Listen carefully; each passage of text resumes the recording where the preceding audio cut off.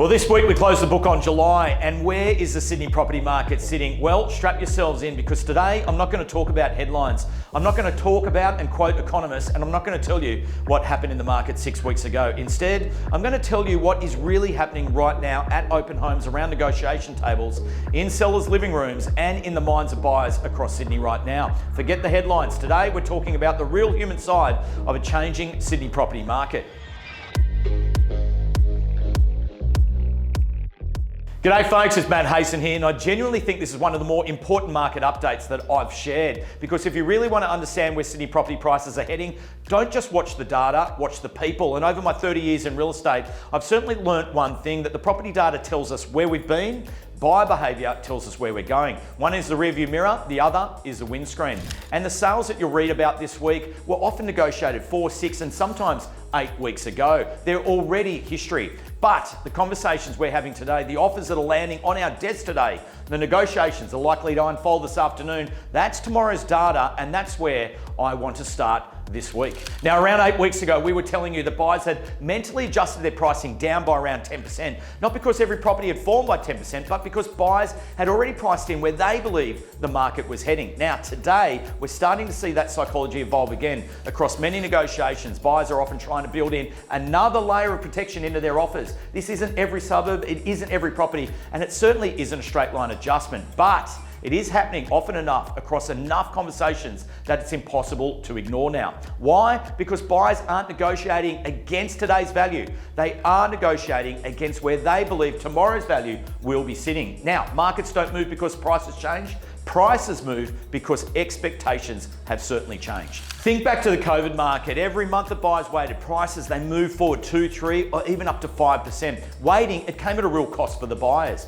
Acting, well, it felt safe. Today, we've entered the mirror image of that market. Waiting now feels safe, and acting for a buyer feels risky. The fear of missing out has become the fear of overpaying. And when fear changes, behaviour changes too. We're seeing it every single day across multiple suburbs, across multiple price points, across almost every single campaign. Buyers, they are inspecting, they return for another inspection. Contracts, they are issued. Solicitors, they review them. Independent building inspections are organised. Parents walk through, friends walk through, rooms are measured, furniture is discussed. They imagine themselves living there. They genuinely love the property. Then comes the moment everyone has been working towards. Time to make an offer, and we're hearing the same sentence over and over again. Let's just wait. That's not one buyer, that's not one suburb, that's not one price point. That's the buyer psychology in the Sydney market right here today.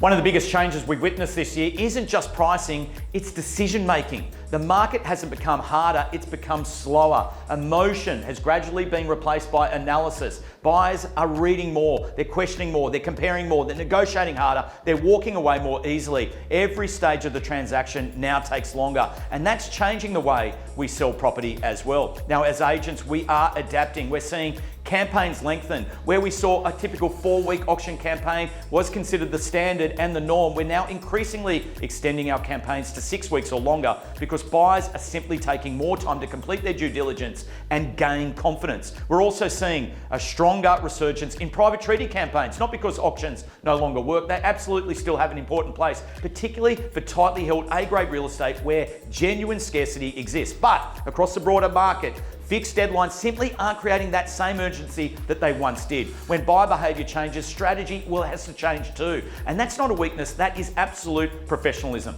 So where does that leave us right now in the Sydney property market? I believe we're looking at the new normal for the foreseeable future. Nothing we're seeing on the ground suggests we're about to return to the market conditions of previous years. Inflation, well, as we know, remains persistent. Interest rates are likely to remain high for longer, and confidence remains fragile. This isn't a market waiting to change next month. This is a market asking the participants to change. And perhaps that's the biggest lesson July has given us. Patience has become the new currency. Patience from buyers, patience from sellers, patience from agents, and patience throughout the entire transaction process. If you're putting an important life decision on hold because you're waiting for the market to suddenly feel easy again, you may be waiting for a very, very long time.